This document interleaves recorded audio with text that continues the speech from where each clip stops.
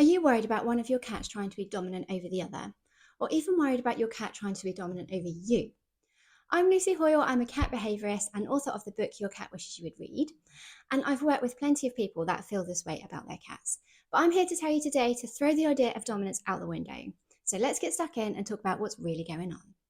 So if you have one cat that's relentlessly bothering another one, so they're watching their every move and constantly chasing them out of a room when they walk in, blocking access to resources, trying to get to the food bowl first, kicking them out of beds when they're asleep, and all these sorts of things, I can see how this could look like a dominant submissive relationship. Like it seems to fit that narrative really well.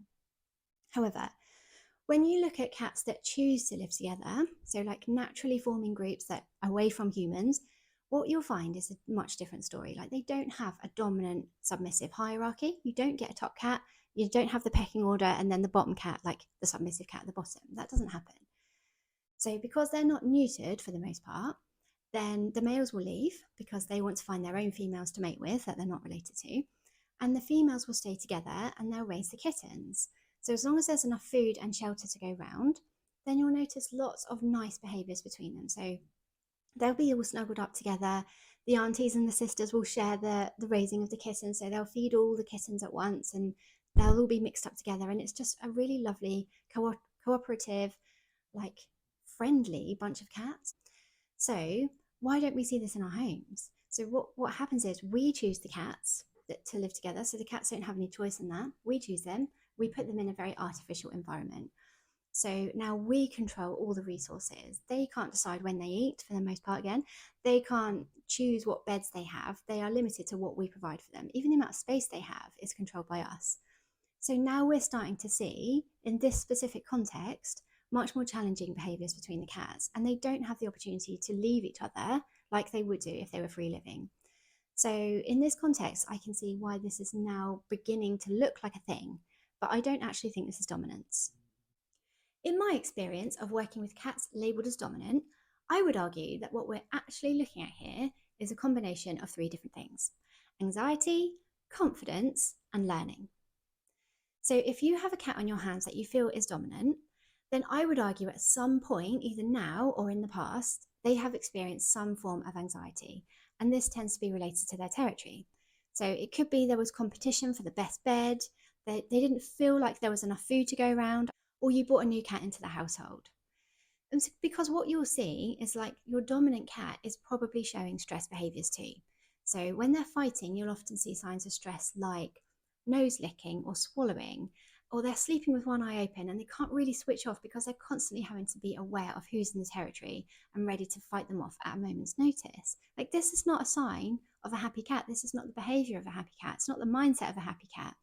So although you're seeing these like proactive, really difficult behaviors that are making your other cat's life a misery or making your life a misery, it doesn't actually mean that your cat's happy about it. Like, your cat needs help too. They need empathy, they need understanding. So next is confidence, which is essentially bravery. And like, your cat is brave enough to push others out of their food bowl. They're brave enough to lie out, leaving themselves open to challenge, to block access to a litter tray. So they've got that confidence there, and it's very easy to see this and to label that cat as being the dominant one, where we're just looking at an issue of confidence here. Like, your other cat probably lacks confidence and doesn't feel able to go over and be like, actually, no, I want some of that food. Whereas if you brought another cat in, the dynamics could be very different. And finally is learning. So the more this happens, the more your cat will realise that they do have the monopoly on the environment. Like, he can have any bed he wants because your other cat is not going to put up a fight. There's no risk there. So he can chase them out. He's learned that this is the way to manage that situation. So I can see how this would look like a dominant submissive relationship. But what we're actually dealing with is an anxious cat who was worried about his territory and has found a solution to make it work. But fundamentally, he does not want to control the behaviour of your other cat. That's not his aim. Essentially wants your other cat to go away and wants his territory to himself and not have to worry about that, not having to worry about maintaining a territory and having to defend that from a cat that lives there 24/7.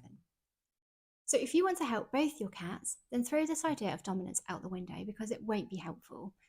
And by labelling your cat as dominant, it's very hard not to hate them a little bit and to focus your efforts on bringing them down a peg.